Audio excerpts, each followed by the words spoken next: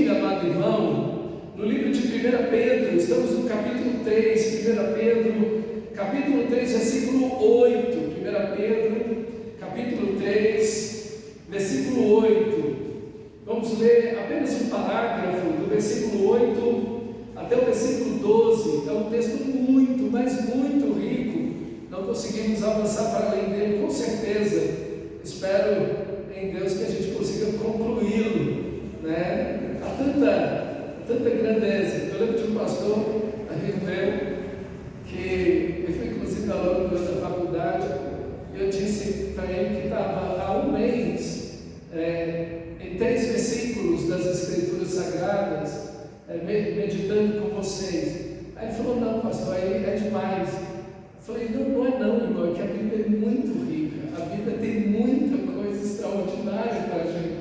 Então, às vezes as pessoas passam pelos textos de forma muito rápida e perdem a grandeza, a riqueza, a profundidade das Escrituras Sagradas. Diz assim o texto sagrado, 1 Pedro 3, 8: finalmente tenham todos o mesmo modo de pensar, sejam compassivos, fraternalmente amigos, misericordiosos, humildes, não paguem mal com mal, nem ofensa com ofensa, pelo contrário, respondam com palavras de bênção, pois para isso mesmo vocês foram chamados, a fim de receberem bênção por herança. Pois aquele que quer amar a vida e ter dias felizes, refreia a língua do mal, evite que seus lábios falem palavras enganosas,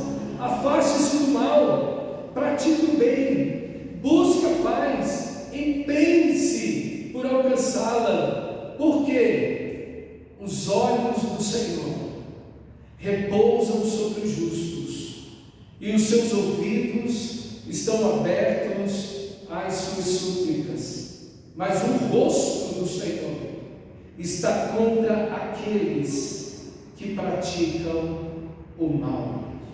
Que texto extraordinário, meus irmãos.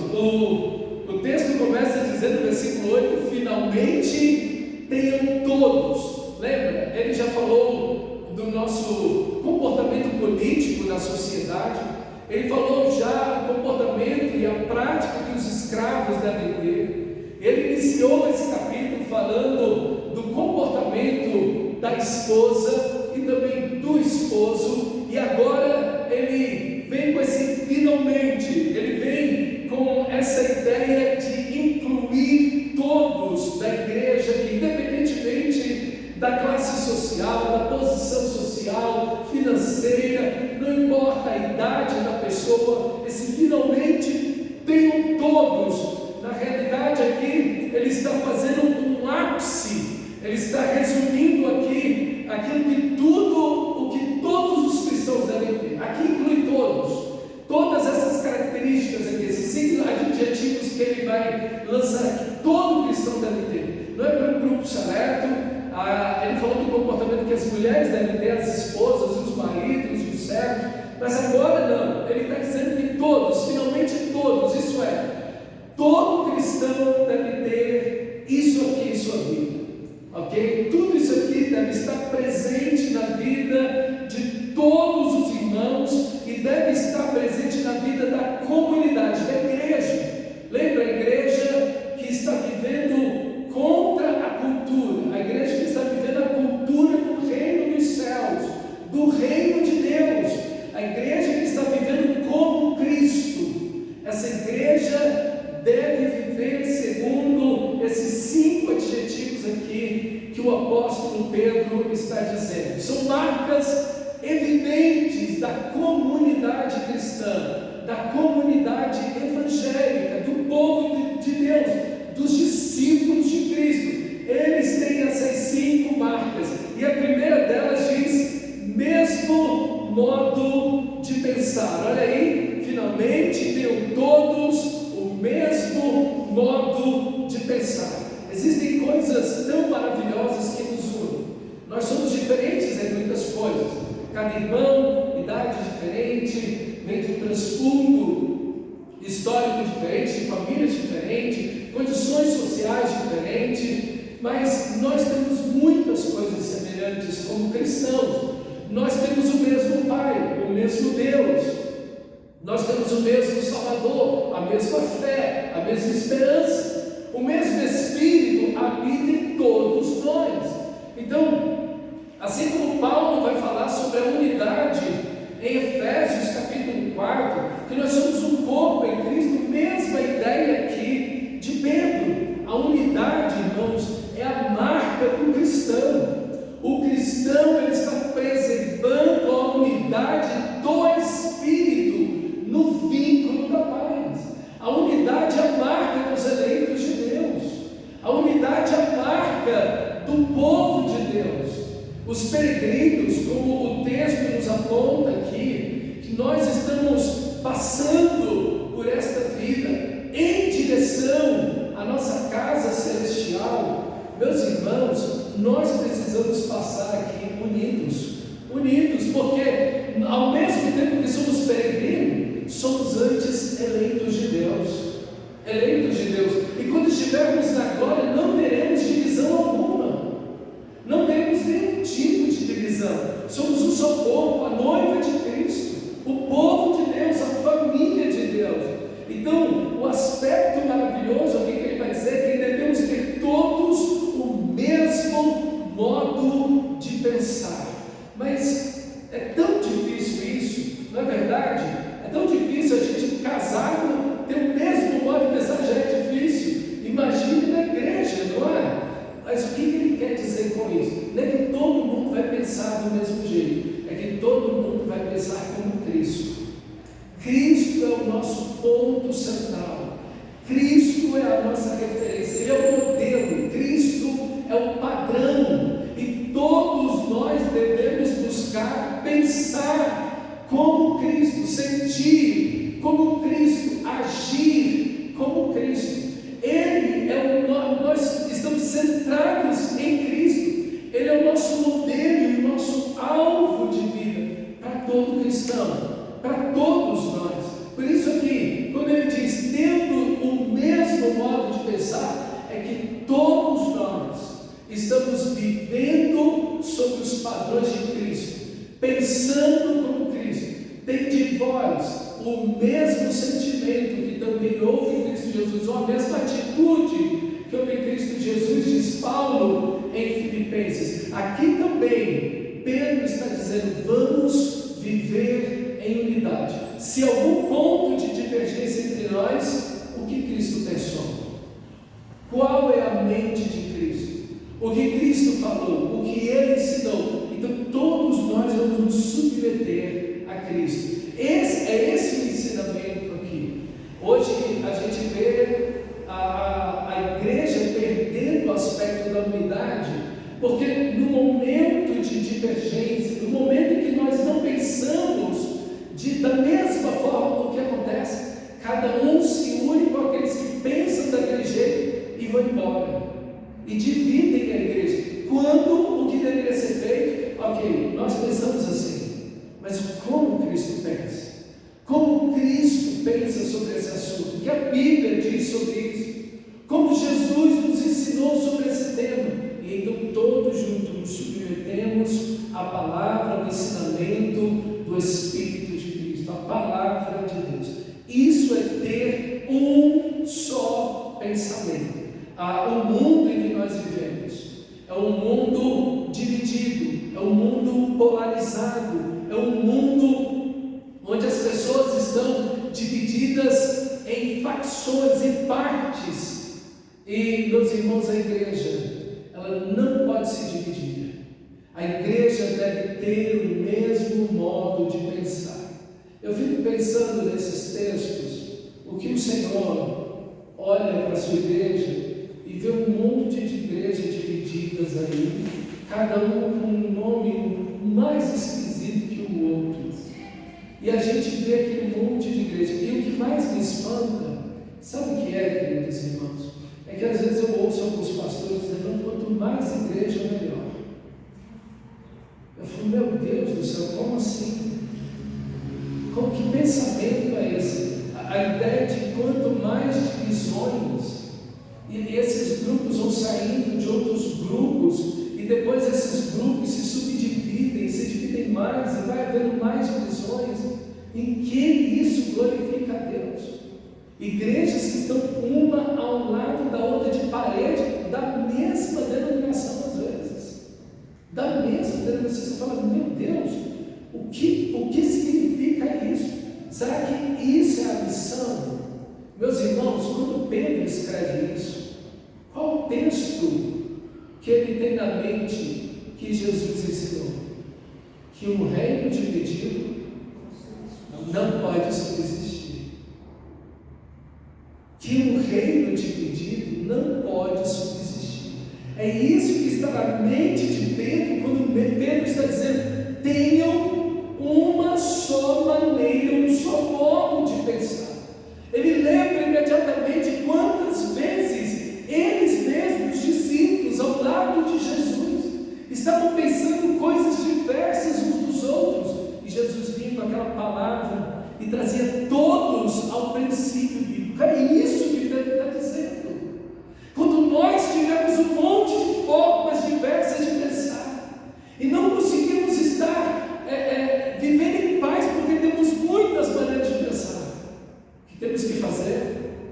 Todos como discípulos, ir aos pés do bom mestre e perguntar: Senhor, o que o Senhor tem a nos ensinar sobre isso?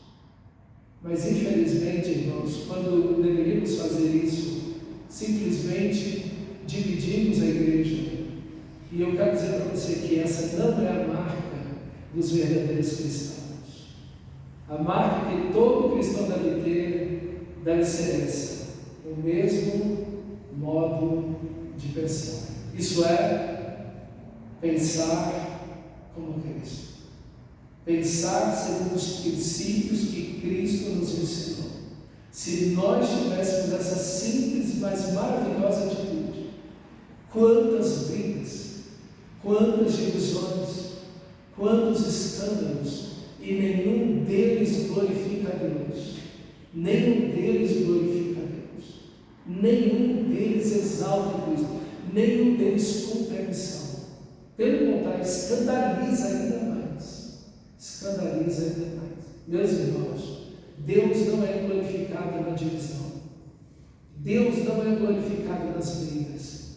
Deus é glorificado na unidade. A unidade é do Espírito. A segunda qualidade que os discípulos do Senhor, que a igreja deve ter, diz o texto, compassivos. Aqui a palavra grega sympathés. Da onde vem a nossa palavra simpático, ou simpathés, ou simpático? É a nossa palavra aqui para simpático. Mas aqui para a gente simpático é bem agradável, né? Mas a ideia aqui de simpático nesse texto, dessa palavra, significa alguém que sofre com o outro, alguém que sofre a dor do outro, é alguém empático, ok? É alguém que tem empatia, alguém que divide o sofrimento com os irmãos, ok? A verdadeira unidade de mente, meus irmãos, é uma unidade do coração, levando em consideração as lutas e os sofrimentos uns dos outros. No lugar de nos dividirmos, devemos estar sensíveis aos sofrimentos uns dos outros. No lugar de falar mal uns dos outros, nós devemos ter em nosso coração essa simpatia divina, que olha para o outro, vê o sofrimento do irmão e compartilha o sofrimento uns dos outros. O que Paulo diz em Gálatas 6:2? Levai as cargas uns dos outros, e assim cumprireis a lei de Cristo. Qual é a lei de Cristo? Carregar as cargas uns dos outros. Por isso Paulo vai dizer também em Romanos 12, versículo 15: alegrai-vos com os que se alegram, chorai com os que choram.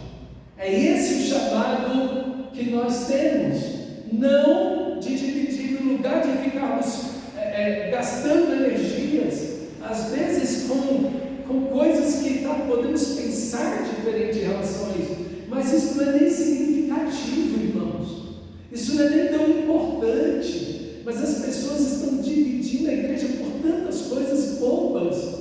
Nós deveríamos estar servindo uns aos outros, apoiando uns aos outros, orando pelos outros, sendo uma bênção na vida uns dos outros, orando juntos, sofrendo e carregando as cargas uns dos outros para a glória de Deus. É isso que o texto nos diz, irmãos. A cultura hiperindividualista que a gente vê hoje, ela diz assim: não, cada um por si, eu tenho que estar preocupado comigo, não é com o outro. Mas o Evangelho me chama a outra coisa.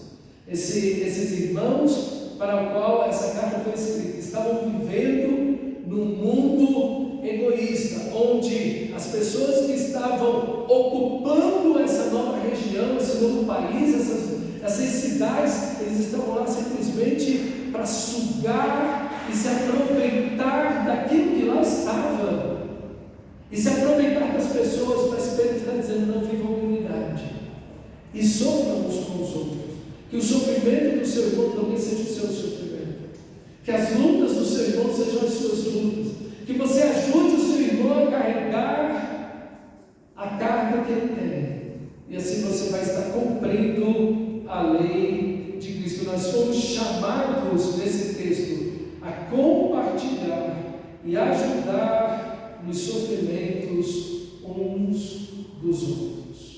Que coisa maravilhosa, irmão. Que comunidade. Isso atrairia muita gente. Muito sofrimento na comunidade, muito sofrimento as pessoas estão passando, mas quando elas olham a igreja, elas veem o apoio de uns irmãos pelos outros. Nós abrimos o coração, compartilhamos necessidades, compartilhamos cargas, compartilhamos lutas, motivos de oração, situações que passamos, e aí você sabe que vai ter da parte dos irmãos o acolhimento, a oração, o apoio, a intercessão. Você sabe que tem uma comunidade orando, intercedendo com você, lutando junto com você naquela situação. Meus irmãos, que coisa maravilhosa nós devemos viver, e como isso atrai aquele que não tem Cristo, não tem Cristo. Isso é maravilhoso, irmãos. A terceira qualidade: sejam fraternalmente amigos. Aqui o aspecto maravilhoso da família, do amor fraternal. A palavra grega aqui, Filadélfia, ok? Quer dizer que nós somos irmãos, nós somos amigos, ok? Nós somos uma família. Esse amor que é agir como Cristo agiria com aquele irmão. Na nossa cultura hoje, o amor é mais uma emoção, o amor é mais um sentimento, ok? Mas na Bíblia, o amor é agir como irmão, agir com as pessoas como Cristo agiria. Isso é amor. Isso é amor. Amor ultrapassa a ideia de sentimento na Bíblia. O amor na Bíblia tem como conceito agir como Cristo agiria com aquele irmão. Você está agindo como Cristo agiria com esse irmão? Você está agindo com a igreja, com os irmãos, como Cristo agiria com ele, com a igreja? Então, irmão, essa é a pergunta que a gente tem que fazer para nós mesmos. Eu estou pensando, eu estou tendo o mesmo modo de pensar, eu estou sendo compassivo, eu estou sofrendo junto com os meus irmãos. De quem aqui na igreja eu estou carregando as cargas? De quem eu estou, na vida de quem eu estou sendo uma bênção? Ou eu estou preocupado só comigo mesmo? Eu estou olhando só para mim mesmo? Ou eu estou ajudando irmãos a carregar as suas cargas? E aqui tem algo importante, irmãos. Nós precisamos compartilhar as cargas. Ninguém pode adivinhar a carga que você tem. Então você precisa compartilhar a carga. E aqui, nesse aspecto, há uma espécie, muitas vezes, de orgulho da nossa parte.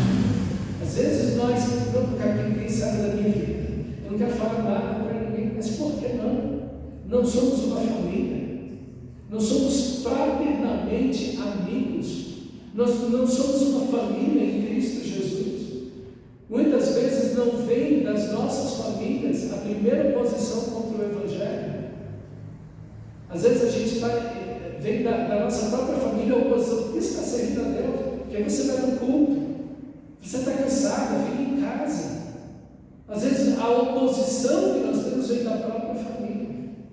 E quando você vem para Cristo, às vezes você já não tem mais uma família para contar. Porque às vezes a sua família resiste ao Evangelho, mas você tem uma família eterna, que é a igreja do nosso Senhor e Salvador Jesus Cristo. Por que não compartilhar as cargas uns com os outros? Por que não ajudar uns aos outros?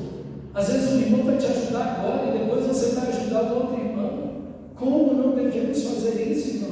Como não devemos ser fraternalmente amigos? O meu mandamento é este. Veja, Jesus não está dizendo os meus mandamentos, não. Ele resume tudo em um único mandamento: que vos ameis uns aos outros, assim como eu vos amei. O padrão é Cristo, o padrão é o Senhor Jesus, no modo de pensar, na unidade, em amar os irmãos. O padrão é o Senhor da glória. E é exatamente isso que Pedro tem em sua mente, que o Senhor Jesus disse em João 15, 12 e 13 e 34: o meu mandamento é este, que vos ameis uns aos outros, assim como eu vos amei. Essa família que se ama, esse povo que se ama, esse povo unido, esse povo que sofre junto, esse povo que vive como a família de Deus. É isso, irmão, que precisamos. Essa atmosfera agora não fica apontando para ninguém. Nós precisamos olhar para nós mesmos. Será que a minha atitude com relação aos meus irmãos é de uma família? Será que eu amo os meus irmãos como uma família? Será que eu estou sendo compassivo com eles? Eu estou sofrendo com eles? Eu os tenho como amigos, irmãos? Eu estou pensando junto com os meus irmãos? Eu estou em unidade com a igreja? Ou, meus irmãos, nesse relacionamento fraternal, de amizade, de amor, é que nós devemos viver. E é exatamente nesse sentimento, nesse relacionamento, que nós cumprimos a missão. Não é questão de afinidade aqui. Ele não está dizendo: olha, com aqueles que você tem mais afinidade, que você conversa mais no final do culto, sinta-se fraternalmente amigo. Não. Ele está dizendo que esse agir, esse sentir, esse comportamento deve ser com todos os irmãos. Nós devemos ser fraternalmente amigos, devemos agir com o amor de Cristo com todos os irmãos, pois Cristo nos amou. Pois Cristo nos amou. Eu fico pensando no homem que escreveu esse texto, Pedro.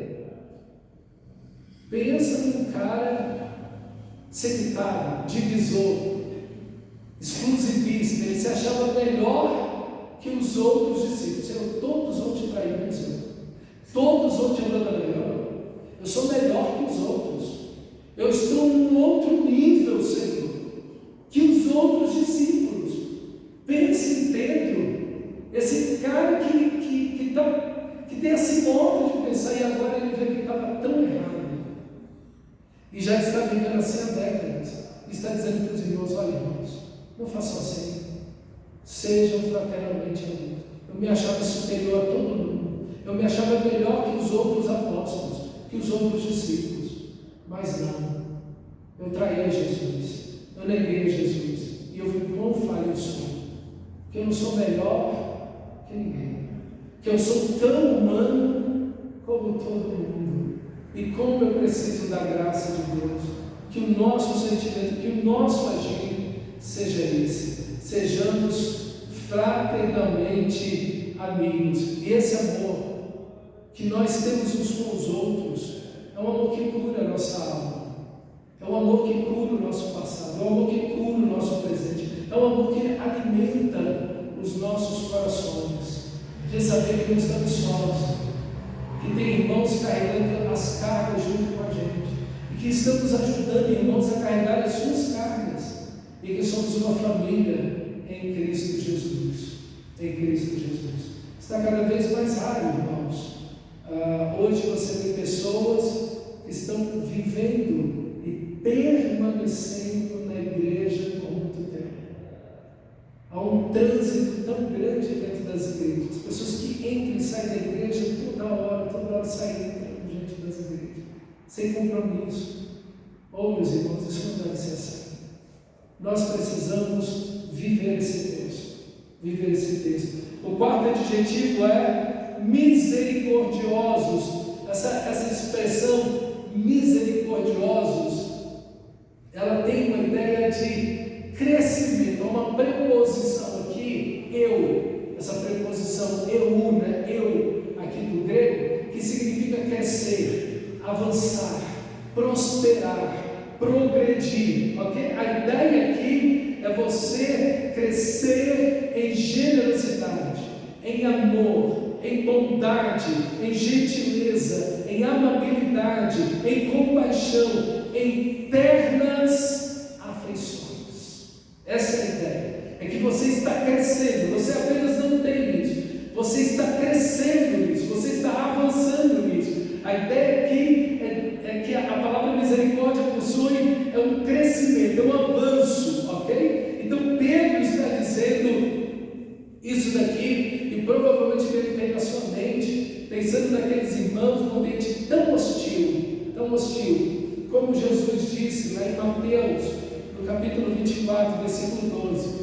Ele ouviu isso de Jesus lá no sermão profético. Jesus disse: por se multiplicar a iniquidade, o amor de muitos esfriará. E Pedro está vendo que a iniquidade ela se multiplica no mundo. E aonde eles estão é um ambiente hostil, há muita luta entre as pessoas. As pessoas estão em batalhas ferrenhas, no individualismo, no egoísmo terrível. E Pedro está dizendo que vocês possam prosperar, que vocês possam crescer em ternos afetos de misericórdia, em compaixão, em amor uns pelos outros. Então ele nos chama a viver na direção oposta que a cultura está vivendo. A cultura está dividindo, tem um só pensamento. A cultura está dizendo: preocupe-se apenas consigo mesmo, com os seus prazeres. Ele está dizendo: não, sofram uns com os outros. A cultura está dizendo: olha, dividam, não se preocupe com ninguém. E ele está dizendo: vivam como uma família, a família de Deus.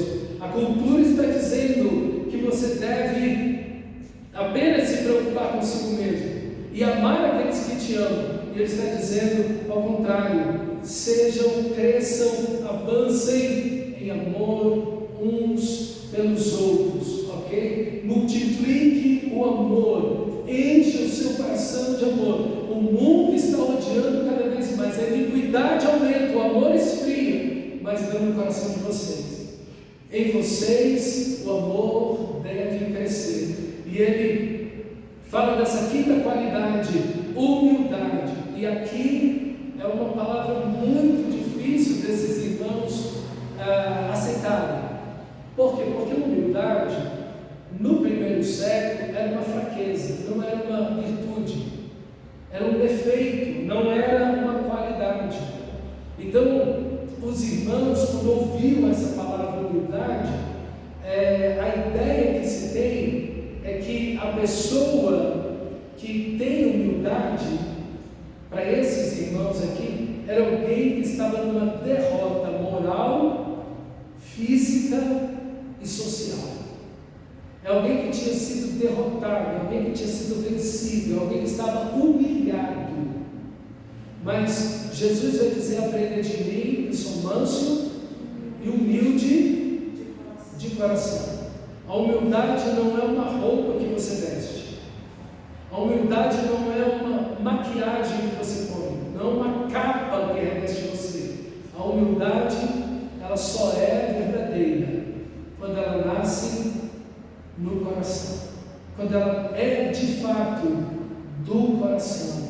E humildade, meus irmãos, significa depender de Cristo, depender de Deus. Humildade significa que eu vou viver segundo a palavra de Deus, eu vou obedecer a Cristo. Eu não sou autossuficiente, eu preciso do meu Senhor, eu preciso de ser guiado pela Sua palavra. Humildade é reconhecer as minhas fraquezas, as minhas limitações, as minhas tentações, as minhas áreas frágeis, as minhas derrotas. É entender quem eu sou e depender do meu Senhor. A humildade, ela está muito voltada para a oração, porque a oração é um estado de dependência de Deus, de dependência de Deus. Então, você é tão humilde o quanto você ora. Você não é mais humilde do que as suas orações. As suas orações revelam um estado de humildade do meu e do seu coração. Nós precisamos, irmãos, reconhecer de fato quem somos. A nossa queda, os nossos tropeços. O humilde, ele sabe quem ele é. Ele reconhece as suas falhas e limitações. O orgulhoso é cego para si mesmo. Pedro era muito orgulhoso. Como eu citei agora, todos vão te abandonar, eu não. E Pedro não só abandonou, como negou Jesus 3 vezes. Ele não sabia quem era ele de fato. Ele não sabia o que estava no coração dele. O humilde não. O humilde, a luz da glória de Deus se projetou sobre ele, refletiu dentro da alma dele. Ele já olhou para dentro de si. Ele viu quem ele era e falou: meu Deus, miserável homem que sou. Quem me livrará do corpo dessa morte? Quando a luz de Cristo brilha, a humildade vai dizer: ai de mim, porque eu sou um homem impuro, de lábios impuros, e habito no meio de um povo de impuros. E os meus olhos viram o Senhor. A humildade, irmãos, é você dizer a verdade. Eu sou assim. Eu sou assim. O Charles Spurgeon recebeu muitas cartas ofensivas. Muitas cartas. Ele falava muito mal dele. E não era só uma ou outra pessoa, não. A imprensa falava dele. Os pastores falavam mal dele. Os outros cristãos falavam dele. Escreviam cartas pessoais para ele. E ele lia as cartas. E orava diante daquelas cartas. Deus, tem misericórdia de mim. Aí uma vez ele estava lendo algumas cartas e ele falou assim: rapaz, esse pessoal, se eles soubessem realmente quem eu sou, eles iam escrever muito pior do que já botaram nesse papel aqui. Não é verdade que os nossos inimigos, quando falam mal da gente, eles estão sendo em alguns aspectos bem generosos? Porque se eles soubessem de verdade quem somos, a queda do nosso coração, eles teriam muito mais coisas para falar de nós. Oh, meus irmãos, isso é humildade. Humildade é você reconhecer a sua queda. Humildade é você dizer: Senhor, eu dependo de Ti. Humildade é orar ao Senhor. Humildade é quando você se volta para a palavra de Deus e diz: Senhor, me ensina a Tua palavra. Isso é humildade, irmãos. Isso é humildade. Humildade é quando você aceita que o outro te chama a atenção. Humildade é quando você admite do outro os seus pecados e diz a verdade: eu errei, eu falhei. Isso é humildade. É tudo o oposto do que a gente é. Porque naturalmente na queda nós somos orgulhosos. Se alguém da sua família chamar a sua atenção, como é que você vai reagir?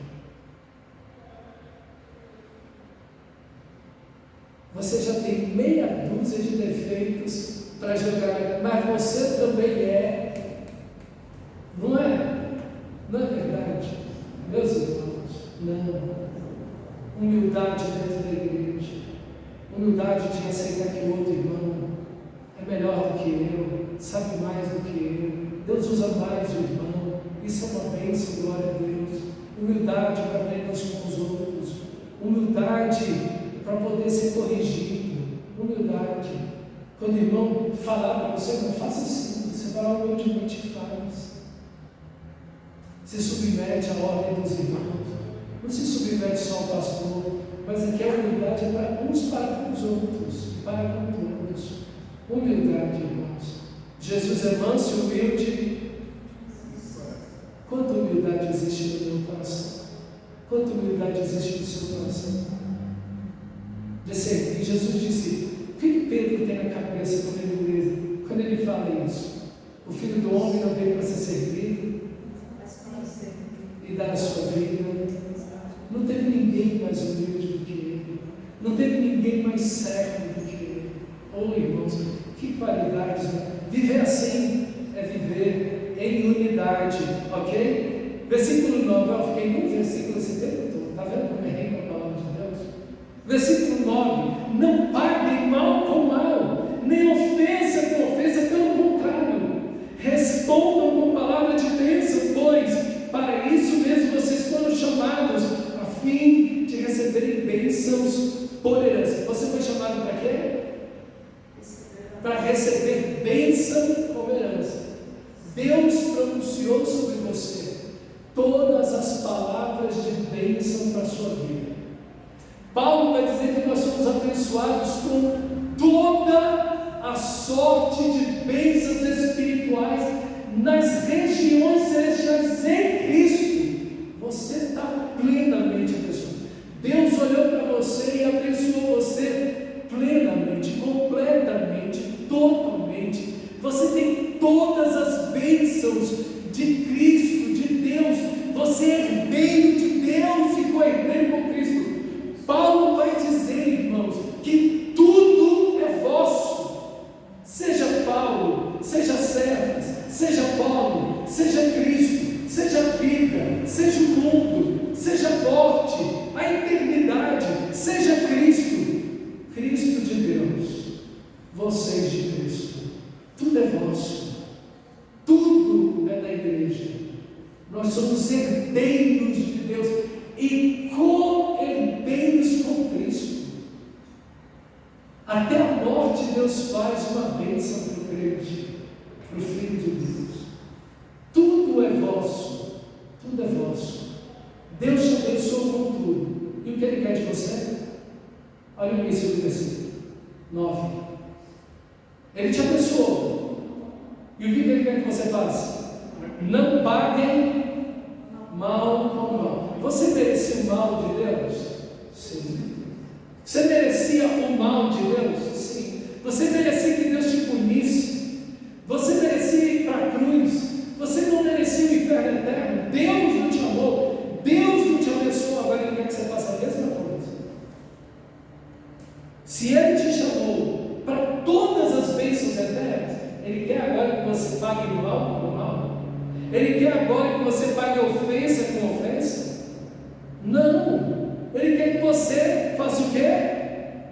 Pelo contrário, respondam com palavras de bênção. Por que palavras de bênção?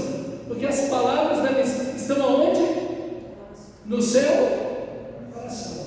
As palavras não estão nos seus lábios. As palavras estão no seu coração. Então, abençoar é falar com o coração. Então, o que você deve fazer? Quando alguém te faz mal, você deve lembrar do quê? Eu fiz mal para Deus. E o que Deus fez por mim? Me abençoou. Então, eu tenho que fazer o mal contra as pessoas?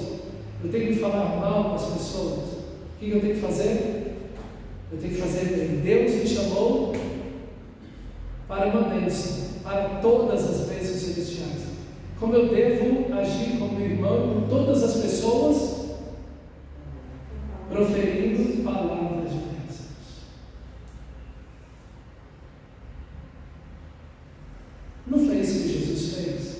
Quando Jesus estava na cruz, o que ele falou? Ele não orou por aquelas pessoas. Ele não pediu, Senhor, Pai, perdoa-lhes porque eles não sabem o que fazem.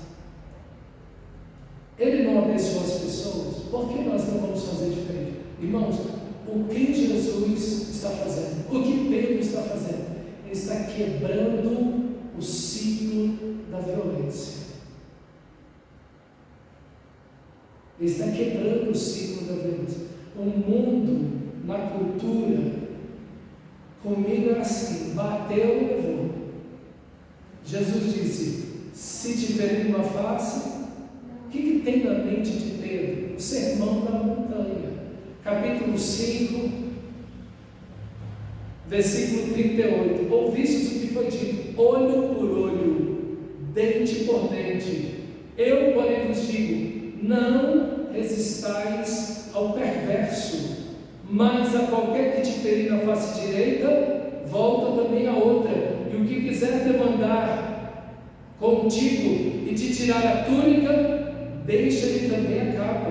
Se alguém te obrigar a andar 1 milha, 6 quilômetros, vai com ele 12. Dá a quem te pede, e não volte as costas ao que deseja que lhe emprestes. Ouvistes o que foi dito: amarás o teu próximo e odiarás o teu inimigo. Essa última parte aqui é um ditado da época. Eu, porém, vos digo: amai os vossos inimigos e orai pelos que vos perseguem, para que vos tornei filhos do vosso Pai Celeste. Porque Ele faz nascer o seu sol sobre bons e maus, e vira a sua chuva sobre justos e injustos. Porque se amardes os que vos amam, que recompensa tendes? Não fazem os publicanos também o mesmo? E se saudardes somente os vossos irmãos, não fazem? O que fazeis demais? Não fazem os gentios também o mesmo? Portanto, sede perfeitos vocês, como é perfeito o vosso Pai Celeste. Jesus quebra o ciclo do mal, o ciclo de pecado, e isso é a essência do Evangelho. A essência do Evangelho é isso: amar como Cristo amou. É um sentimento? Não, é uma atitude. A pessoa te faz o mal, você responde na mesma medida? Não. Você não responde na mesma medida. Você não faz o mal. Ainda que muitas pessoas encorajem você a fazer o mal para aquela pessoa. O que você faz? Desde criança assim. O que você faz? Você não faz o mal. Tem pais que ensinam os filhos a violência. Se apanhar na rua, apanha em casa. Se apanhar na rua, bate também. Se der em você, dá também. Se chutar, chuta também. Se puxar teu cabelo, puxa também. Não é assim que muitos pais ensinam? Está ensinando o quê? O ciclo da violência. Não seja bobo. Não seja bobo. Vai lá, bateu, bate também. Mas o que Jesus está ensinando para a gente? Quebrar o ciclo da violência. A pessoa faz o mal, você continua fazendo o bem. A pessoa faz o errado, você continua fazendo o certo. Isso é amor, sabia? Amor não é um sentimento. Amar o inimigo não é... calma aí, gente, eu preciso de um sentimento aqui, porque olha, eu estou odiando essa pessoa. A minha vontade é truxer o pescoço, né? O amor não é um sentimento. Calma aí, deixa eu sentir. Eu estou amando porque eu não estou sentindo. Não. Amar não é sentir. Amar é agir com aquela pessoa em verdade, em justiça e em santidade, em bondade. A pessoa faz o mal contra você e você não revida. Não revida. Você não revida. Você continua fazendo o bem que você sempre fez na vida. Você continua em santidade. Você continua em justiça. Você continua em verdade. Isso é amar o próximo. Isso é amar o inimigo. Isso é amar o inimigo. Isso é dar a outra face. Isso é dar a outra face. Não vão te faltar conselhos. Por que você não? Por que você não? E aí eu vi um monte de conselhos para você. Mas você não pode agir assim. Por quê? Porque aquela cruz era sua e era minha. Mas aquele que quebrou o ciclo do ódio e da violência na sua vida, fez isso amando você na cruz e te amou até o fim. E é isso que a gente tem que fazer. É isso que a gente tem que fazer. E tem que fazer isso de coração. Está vendo como aquilo que ele falou para as mulheres, para as esposas, ganhar o marido sem palavra, para o escravo, não se revoltar contra o seu Senhor, para o esposo, tratar a esposa com amor, com dignidade, é isso, é quebrar o ciclo da violência. E ele termina dizendo, aquele, pois, versículo 10, pois, aquele que quer amar a vida e ter dias felizes, 3 verbos para ações negativas. Refreie a língua do mal, evite que os seus lábios falem palavras enganosas, afaste-se do mal. 3 coisas que você deve fazer, ok? Tomando de ponto negativo. Agora mais 3 falando de ponto positivo. Pratique o bem, busque a paz e pense para alcançar. Ele está citando o Salmo 34 aqui. O Salmo 34 vai permear o livro inteiro. O Salmo 34 vai permear o livro inteiro. Davi está sendo perseguido pelos filisteus. Davi está fora de Jerusalém. Está sendo perseguido pelos filisteus e está sendo perseguido por Saul. Davi está longe da sua pátria. Esses irmãos e nós ainda não chegamos na glória. Estamos longe da nossa pátria. E você vê Davi fazendo o que com Saul? Davi teve 3 oportunidades de matar Saul e não o matou. Isso é amor. Ele teve 3 oportunidades de fazer mal contra Saul e não fez. Isso é amor. Isso é amor. Enquanto os outros soldados estavam incentivando, vai Davi, não Davi, não faz não, deixa que eu mato Saul. Não, nem suja sua mão, deixa que eu faço. Davi não mente. Isso é amar o inimigo. Isso é amar o inimigo. Você sabia que tem um monte de gente falando mal de você, mas você não fala mal de ninguém. E você não foi chamado para isso. Não é porque as pessoas estão fazendo mal, você tem que fazer o mesmo mal. Não é isso o Evangelho. O Evangelho é você imitar a Cristo Jesus. Afaste-se do mal. E o mal aqui está na língua. O mal está na língua. Olha o versículo. Refreia a língua do mal. Evite que os seus lábios falem palavras enganosas. Afaste-se do mal. Ao contrário, pratique o bem. Busque a paz em pense alcançada. Por quê? Por que você vai fazer isso? Olha o versículo 12. A razão, e aqui é triste, irmãos, é que a gente muda de comportamento porque a gente está na frente de outro irmão em Cristo, ou porque a gente está em algum lugar diferente e especial. Não. Você deve viver assim. Não é porque você está diante de outro cristão, ou porque você está na frente de uma pessoa importante, ou porque você está num lugar especial. Não. Não. Você deve viver assim. E o versículo 12 te diz a razão.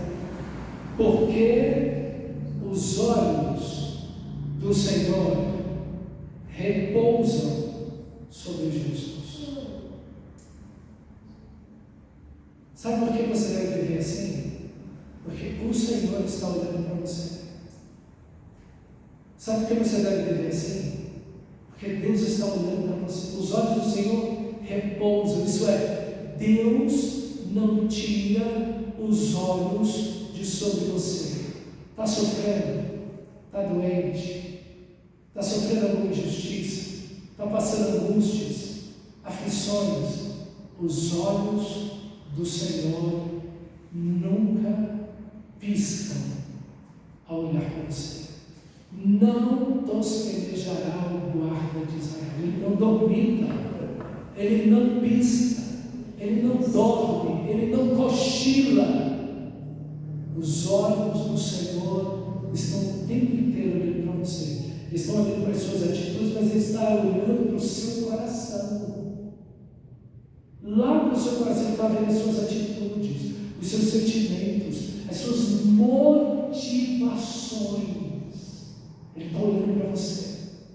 E os seus ouvidos estão abertos às suas súplicas.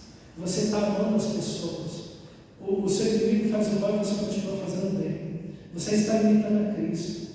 Deus está olhando. Deus está ouvindo você. A sua oração está sendo ouvida por Deus. A gente não vive o Evangelho pelas pessoas. A gente vive o Evangelho por Deus. É por Deus. Você não pode, irmão, ser um religioso. Eu sou uma coisa aqui e outra coisa em casa, outra coisa na escola, outra coisa no trabalho, outra coisa na vizinhança. Não. Por quê? Porque os olhos do Senhor estão sobre você o tempo inteiro. E é por Ele que você vive o Evangelho. E é por Ele que você está vivendo na comunidade, na sociedade. Sua consciência está presa em Deus. O religioso não. O religioso, ele vive pecado, mas ele vive uma roupagem dentro da igreja. Quando está diante de certas pessoas, aquela pessoa tem um comportamento. Mas quando sai dali, aquela pessoa se comporta totalmente diferente. Meus irmãos, isso não é o Evangelho.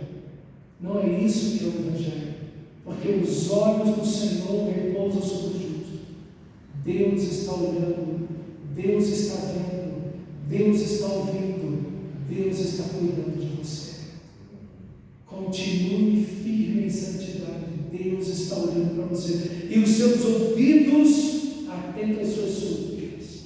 Nunca diga que Deus não está ouvindo a sua oração. Ele sempre está ouvindo cada uma delas. Mas o rosto, olha como termina o versículo 12, olha para sua vida. Leia junto comigo. Mas o rosto do Senhor está contra aquele que pratica o mal. Aquele quem? Qualquer um. Qualquer um. Aquele que pratica o mal. O rosto do Senhor está contra essa pessoa. Deus está irado contra o ímpio o dia todo, diz a Bíblia. As pessoas que estão fazendo mal para o seu próximo. As pessoas que estão fazendo mal para outras pessoas. Alguém que vive assim não vai ter uma vida feliz. Por quê? Porque o próprio Deus está contra aquela pessoa. Como você quer viver a vida? Deus ao seu lado, Deus contra você. Então, refreie sua língua do mal, evite que seus lábios falem dolosamente, afaste o seu coração do mal, pratique o bem, busque a paz e empenhe-se para alcançá-la. Porque, meu irmão amado, o seu Senhor está olhando para você. E os seus ouvidos estão ouvindo as suas súplicas no seu nome. Vamos orar ao Senhor.